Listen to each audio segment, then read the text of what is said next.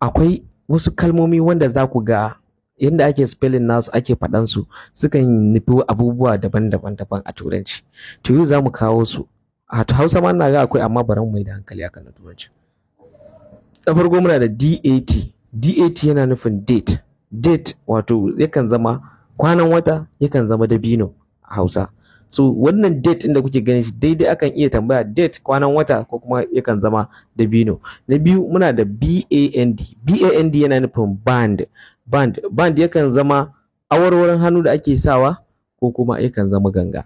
So kuma inda ake faɗan shi haka ne. So muna da bow. BOW. BOW yakan zama bow, kwari da ake sa kifi ake harbawa. So yakan zama bow. Sannan kuma yakan zama makalan wuya. Wannan bow ɗin akwai wani tight wanda ake sa shi a daidai wuya, yakan zama wannan ainihin makalan wuya. Sannan kuma muna da nail. NAIL wanda yake kan zama zai iya zama kusa ko kuma ya zama farce.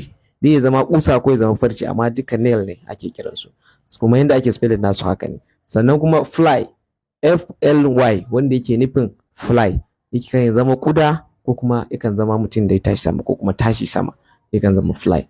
So ya kamata ku shiga YouTube channel namu na Hausawa TV, ku garzaya YouTube kawai ku sacin Hausawa TV ba space a tsakani, za ku gani videos namu, ku je ku mana subscribing domin ci gaba da ƙara mana ƙarfin gwiwa. Sannan kuma ku yi subscribing kallon video. Nagode, sai mu haɗa wani video.